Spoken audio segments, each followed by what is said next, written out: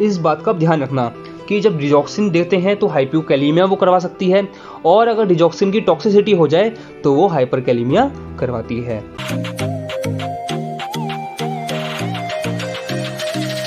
नमस्कार दोस्तों, स्वागत है आप सबका हमारे इस YouTube चैनल पर जिसका नाम है जेपी नर्सिंग गाइडर। मैं प्रेरेश शर्मा और आज हम 4th वीडियो लाए हैं नॉर्सेट 2020 पेपर की। अगर आपने लास्ट के 3 पार्ट ना देखे हों तो डिस्क्रिप्शन में तीनों का लिंक दे रखा है, आप जाके स्टार्ट कीजिए। तो चलिए दोस्तों शुरू करते हैं आज के क्वेश्चन। सबसे पहला क्वेश्चन है, pap smear test is used in the diagnosis of, कि जो पैप स्मीयर टेस्ट होता है कौन से डायग्नोसिस में यूज होता है। सबसे पहला option uterine cancer, option B cervical cancer, option C vulval cancer या ऑप्शन डी ओवेरियन कैंसर। हम सबको पता है कि पैप स्मीयर किस में यूज होता है, सर्वाइकल कैंसर में यूज होता है। अच्छा, पैप स्मीयर टेस्ट की बात आई है तो हम कुछ पॉइंट डिस्कस कर लेते हैं इसके, है ना। सबसे पहला क्या कि पैप स्मीयर टेस्ट होता कब है, तो ध्यान रखना कि 3 years आफ्टर फर्स्ट इंटरकोर्स या फिर मैरिज के 3 साल बाद, ठीक है। दूसरा क्या कि 21 एज के बाद पैप स्मीयर स्टार्ट होता है, और क्या कि ये एनुअली होता है, मीन्स ईयरली इसको हम टेस्ट करते हैं, ठीक है। तो ये कुछ मेन पॉइंट्स है पैप स्मीयर टेस्ट के बारे में। चलिए next question, which among the following is an output device, कि ये जो ऑप्शन दे रखे हैं इनमें से कौन सा आउटपुट डिवाइस है। अगर आउटपुट डिवाइस की बात करें दोस्तों, देखो होता क्या है कि जैसे कि ये CPU हो गया, तो जो डिवाइस इसमें से कंप्यूटर में जो अपनी इंफॉर्मेशन भेजते हैं वो सारे क्या होते हैं, इनपुट डिवाइस। और जो CPU जो मतलब कंप्यूटर है वो इससे बाहर जो कोई इन्फॉर्मेशन भेजता है वो होते हैं आउटपुट डिवाइस, ठीक है। तो कौन से जो CPU में भेजते हैं अपने इनपुट, तो वो कौन से होते हैं, जॉयस्टिक, कैमरा और कीबोर्ड। तो ये तीनों कौन से हैं, ये हो गए इनपुट डिवाइस। बचा कौन सा, प्रिंटर। तो printer is the right answer, क्योंकि प्रिंटर को इन्फॉर्मेशन देता है CPU, तो ये एक आउटपुट डिवाइस हो गया, ठीक है। चलिए next question, identify the following image. दोस्तों इमेज की बात आई है तो मैं आपको बता दूं कि JP nursing guider Instagram, Telegram और व्हाट्सएप तीनों सोशल साइट्स पे अवेलेबल है। आपके कोई भी डाउट्स हों हम सारे रिजॉल्व करेंगे। आप नीचे डिस्क्रिप्शन में लिंक दे रखा है, वहाँ जाके ज्वाइन कर सकते हैं, ठीक है। तो अब इस इमेज की बात करते हैं कि जो इमेज दे रखी है कि ये क्या है, बॉयलर है, ऑटोक्लेव है, फ्यूमिगेटर है या फिर वैक्सीन कंटेनर है। तो हम सबको पता है कि इसमें प्रेशर दिख रहा है, ये कंटेनर है पूरा एक तरह का, तो क्या है ये है ऑटोक्लेव। अगर ऑटोक्लेव की कुछ बातें करें, ऑटोक्लेव क्या होता है, ये बेस्ट मेथड होता है स्टेरिलाइजेशन का। हीट अंडर प्रेशर इसमें यूज़ होता है। अब हीट अंडर प्रेशर की बात आई है तो हम इसमें 3 मेजर चीज़ होती हैं, क्या क्या वो होती हैं, टेम्परेचर, टाइम और प्रेशर, है ना दोस्तों। तो इसका टेम्परेचर कितना रखते हैं, तो इसका टेम्परेचर होता है 121 डिग्री सेल्सियस, ध्यान रखना। टाइम कितना होता है, तो टाइम होता है 15 मिनट्स, ठीक है। और क्या प्रेशर कितना होता है, प्रेशर भी होता है 15 इंच स्क्वायर, ये हो गया प्रेशर। तो 3 ये चीज़ ध्यान रखना दोस्तों, ये काफ़ी बार क्वेश्चन में पूछी जाती हैं। डायरेक्ट क्वेश्चन में आ जाता है कि टेम्परेचर कितना होता है ऑटोक्लेव का, और कितना टाइम रखते हैं हम इतने टेम्परेचर पे, या फिर कितना प्रेशर होता है, ठीक है। चलिए next question, clinically used form of lithium. Clinically हम लिथियम की कौन सी फॉर्म यूज़ करते हैं। अगर हम लिथियम की बात करें तो लिथियम कार्बोनेट होता है इसका सही आंसर, लिथियम कार्बोनेट हम यूज़ करते हैं दोस्तों।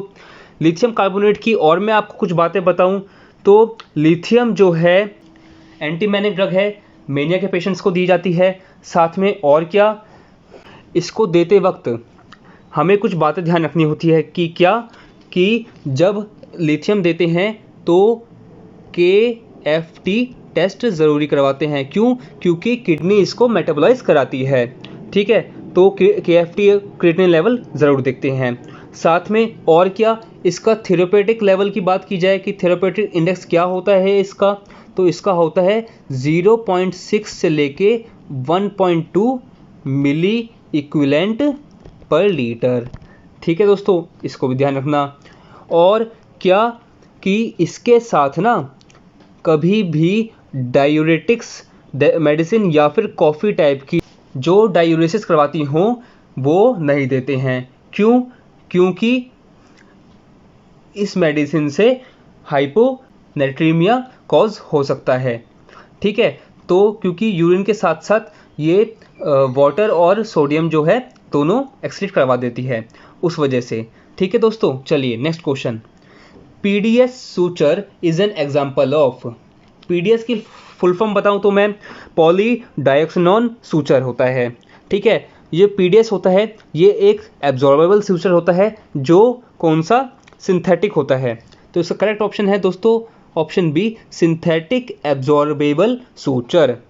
ठीक है, चलिए next question. After death of a person how long cornea can be preserved. कि डेथ के बाद कितने टाइम तक कॉर्निया जो है वो प्रिजर्व किया जाता है। तो दो ऑप्शन ए है 2 आवर्स, ऑप्शन बी है 6 आवर्स, ऑप्शन सी है 8 आवर्स या ऑप्शन डी है 12 आवर्स। तो इसका करेक्ट आंसर है दोस्तों ऑप्शन बी, 6 आवर्स तक हम कॉर्निया को प्रिजर्व कर सकते हैं।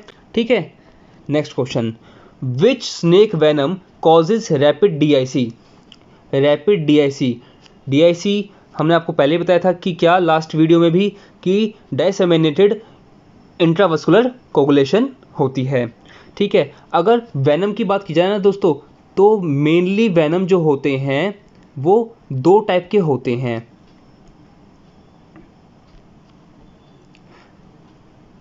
पहला जो होता है वो होता है हीमोटॉक्सिक, दूसरा होता है न्यूरोटॉक्सिक। न्यूरोटॉक्सिक मतलब जो डायरेक्ट जो हमारा नर्वस सिस्टम होता है उस पर अफेक्ट करता है।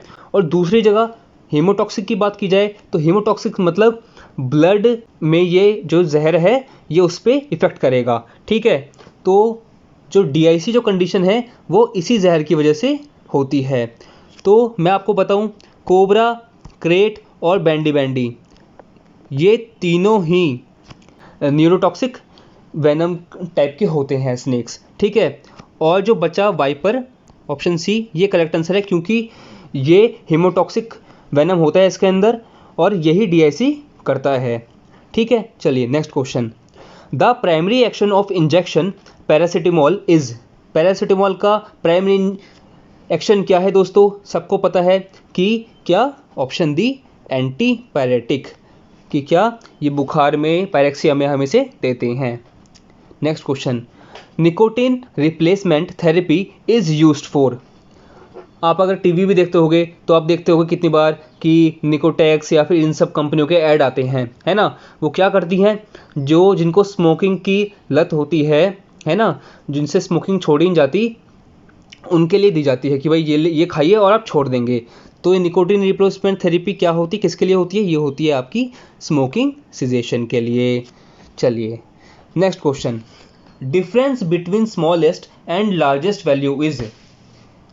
स्मॉलेस्ट और लार्जेस्ट वैल्यू के बीच का जो डिफरेंस होता है, जब डिफरेंस करते हैं, है ना, उसे क्या बोलते हैं? मीन बोलते हैं, एवरेज बोलते हैं, रेंज बोलते हैं या फिर स्टैंडर्ड डेविएशन बोलते हैं।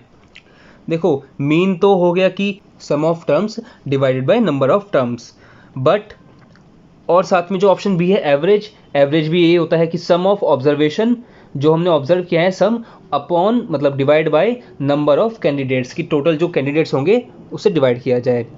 बट जो ऑप्शन सी रेंज है, यही होता है कि स्मॉलेस्ट और लार्जेस्ट, जो लार्जेस्ट होगा उसको जब हम माइनस करेंगे, मतलब सब्ट्रैक्ट करेंगे स्मॉलेस्ट से, जो फिगर आएगी उसे हम क्या बोलते हैं? Option C, range. ठीक है, चलिए next question. Which electrolyte is closely monitored in digoxin administration. चलिए अब डिजॉक्सिन की बात आई है दोस्तों, तो मैं आपको बताऊं कि डिजॉक्सिन दी किस में जाती है। हम सबको पता है कि हार्ट फेलियर कंडीशन में डिजॉक्सिन दी जाती है, सबसे पहली बात।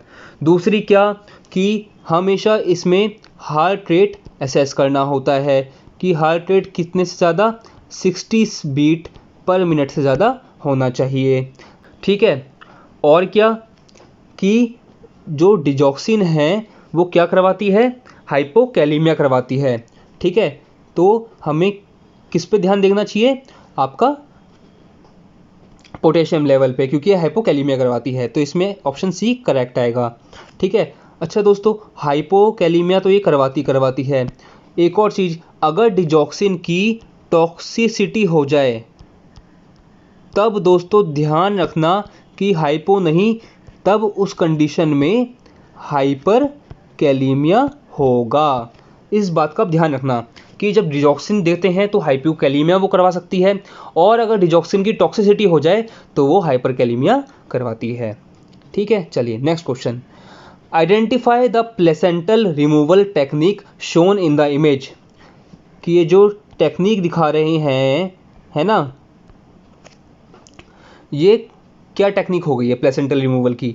मैनुअल रिमूवल है, कॉर्ड ट्रैक्शन है बाय डॉक्टर, या expulsion of placental by fundal pressure है, या फिर ऑप्शन डी सिजेरियन सेशन है। देखो, सिजेरियन होता तो दिखता कि ऑपरेशन हो रहा है ना, ऐसा कुछ नहीं है, ये ऊपर से प्रेशर लग रहा है ना।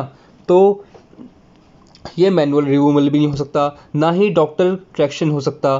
तो इसका करेक्ट ऑप्शन है option C, expulsion of placenta by fundal pressure. देखो ना, फंडल्स पे ये प्रेशर डाल रहे हैं। ठीक है, इमेज देख के भी आप समझ सकते हैं। चलिए नेक्स्ट क्वेश्चन।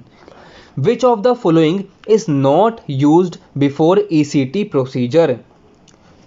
कि इनमें से क्या ईसीटी प्रोसीजर से पहले यूज नहीं किया जाता? सबसे पहला option, have light meal before the procedure. Option B, pre medication with anticholinergics. Option C, NPO रखना है पेशेंट को, या फिर option D, wash the oils from hair. तो दोस्तों, हम हेयर वॉश करवाते हैं हेयर को कि कोई ऑयल वॉयल न रहे, है ना। साथ में पेशेंट को एनपीओ भी रखते हैं। ठीक है, और प्री मेडिकेशन जो एंटीकोलिनर्जिक्स हो गई हैं या फिर मसल रिलैक्सेंट्स होती हैं, ये सब मेडिसिन दी जाती हैं। साथ में जैसे कि लूज क्लोथ्स हो गए हैं, वो प्रोवाइड करते हैं। ठीक है, बट इसमें जब एनपीओ पेशेंट को रखते हैं तो लाइट मील कहाँ से आ जाएगा, है ना। तो ये ऑप्शन गलत है, मतलब कि लाइट मील नहीं करवाते। तो नॉट जब पूछा गया तो ये ऑप्शन है। चलिए next question. What is meant by posthumous child? कि posthumous child क्या होता है? तो मैं आपको बताऊं दोस्तों, posthumous child मतलब कि child birth after the death of the biological patient. कि उनके जो बायोलॉजिकल पेरेंट हैं उनमें उसकी डेथ हो जाए और तब चाइल्ड बर्थ हो, मतलब बच्चा बॉर्न हो। ठीक है, तो उसे हम बोलते हैं पोस्थमस चाइल्ड। चलिए next question. Use of vaporisers in OT is to.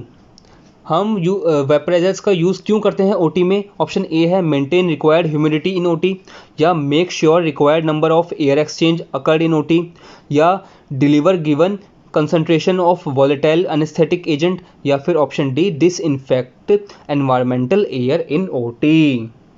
तो दोस्तों, इसका करेक्ट ऑप्शन है ऑप्शन सी कि क्या कंसंट्रेशन जो होती है वॉलेटाइल एनेस्थेटिक एजेंट की, उसको प्रॉपर तरीके से देना। ठीक है, इसलिए हम वेपोराइजर्स का यूज़ करते हैं ओटी के अंदर। चलिए next question. Which of the following antipsychotic drug causes hyperprolactinaemia? Hyperprolactinaemia की बात आई है दोस्तों, और कौन सी एंटीसाइकोटिक ड्रग्स है? Option A clozapine, option B risperidone, option C quetiapine, या फिर ऑप्शन डी ओलेंजापाइन। तो दोस्तों, इसका करेक्ट ऑप्शन मैं आपको बताऊंगा। पहले मैं आपको बताऊं कि क्लोजापाइन जो होता है, क्लोजापाइन से ध्यान रखना सबसे मिनिमम ईपीएस जो होती है यही करवाती है।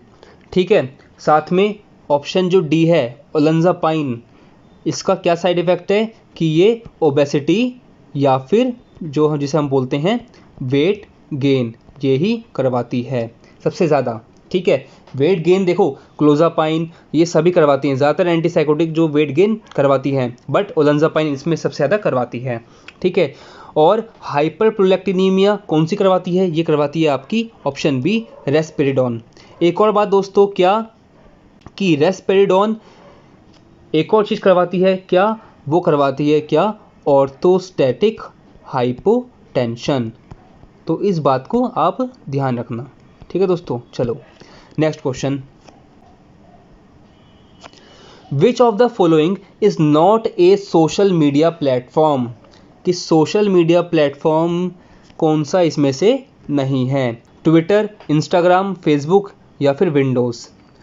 अगर ऑप्शन आता है ट्विटर की जगह इंस्टाग्राम तो है ही, फेसबुक भी है, या फिर व्हाट्सएप या फिर टेलीग्राम, तो ये सारे के सारे क्या हैं? ये सोशल मीडिया प्लेटफॉर्म्स हैं। बट विंडोज़ जो है वो क्या है? एक ओएस मतलब ऑपरेटिंग सिस्टम है, ठीक है। तो ये सोशल मीडिया प्लेटफॉर्म नहीं है। चलिए next question, arteriovenous fistula is assessed for? Option A giving IV medication, option B blood sampling, या ऑप्शन सी आर्टरियल बीपी, या फिर ऑप्शन डी पेटेंसी। देखो एवी फिस्टुला किसी पेशेंट को लगाए तो हम किस चीज़ के लिए उसको एसेस करेंगे? हम सबको पता है क्या कि पेटेंसी, मतलब कि वो सही काम कर रहा है या नहीं।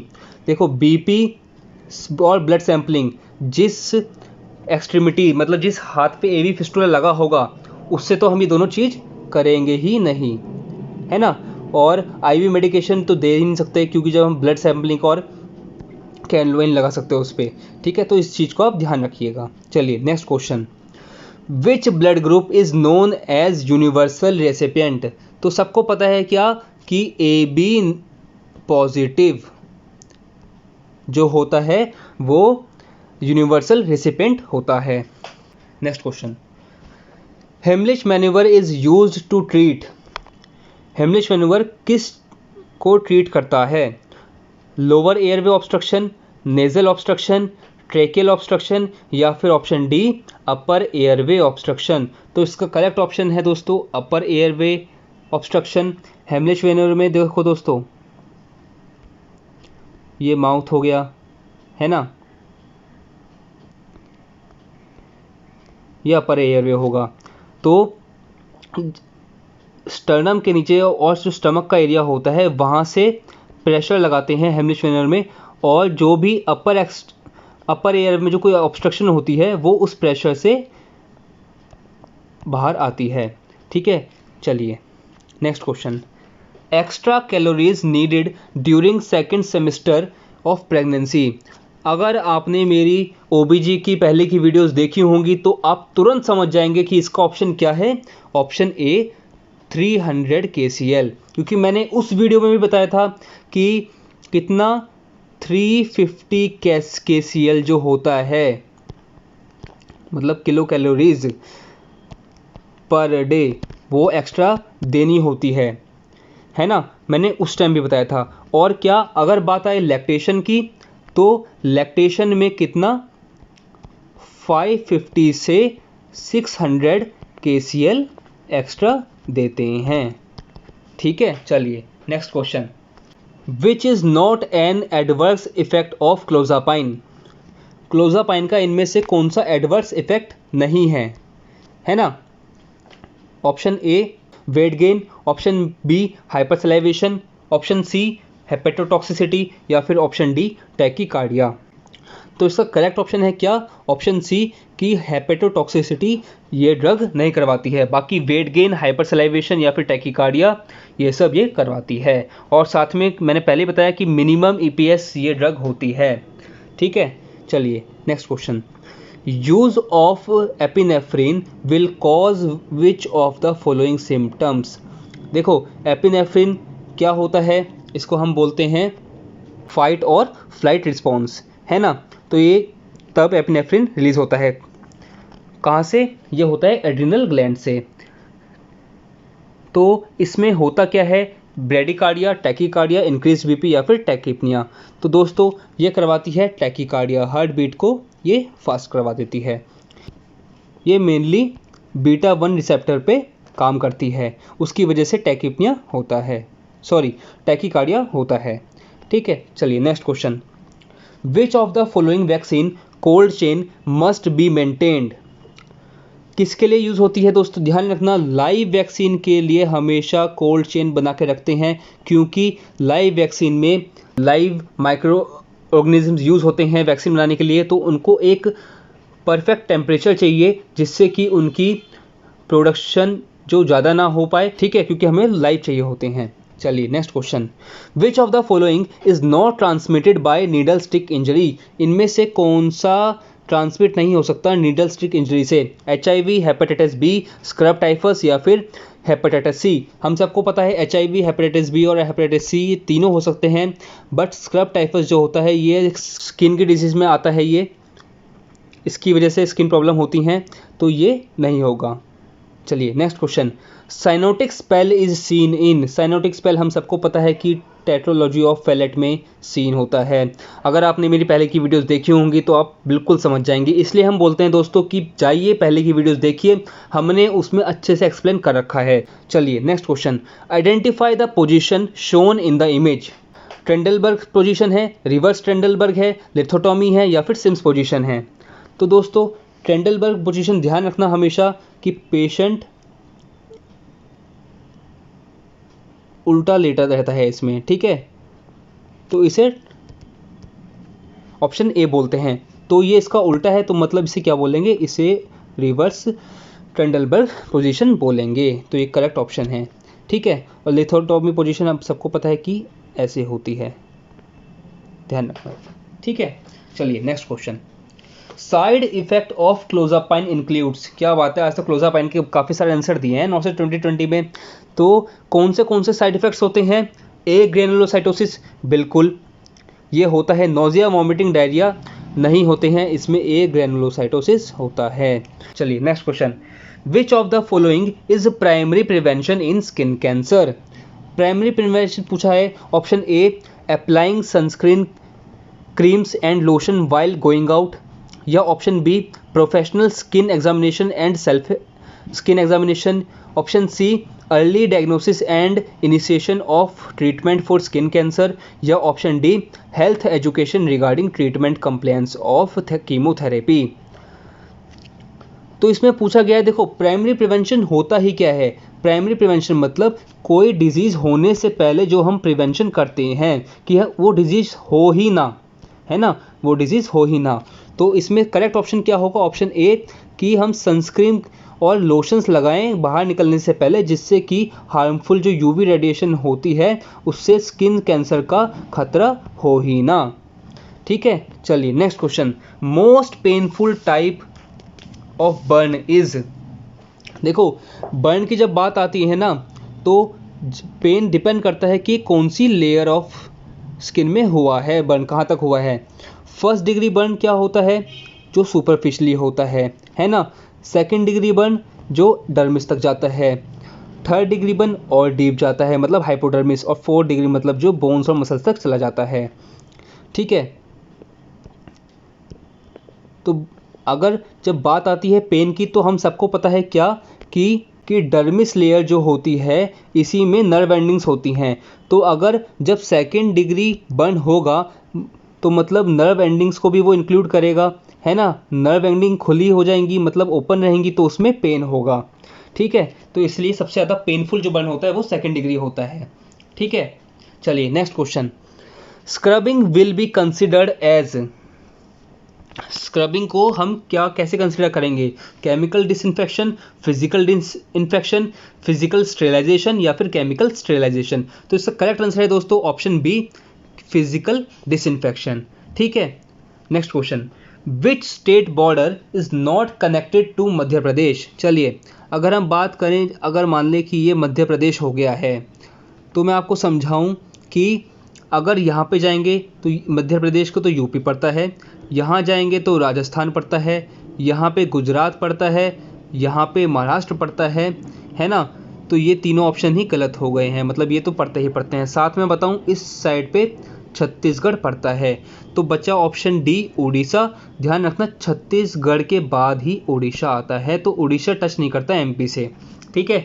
तो मैंने आपको जो 5 राज्य हैं वो बता दिए हैं। चलिए तो इसका करेक्ट ऑप्शन क्या है, ऑप्शन डी उड़ीसा।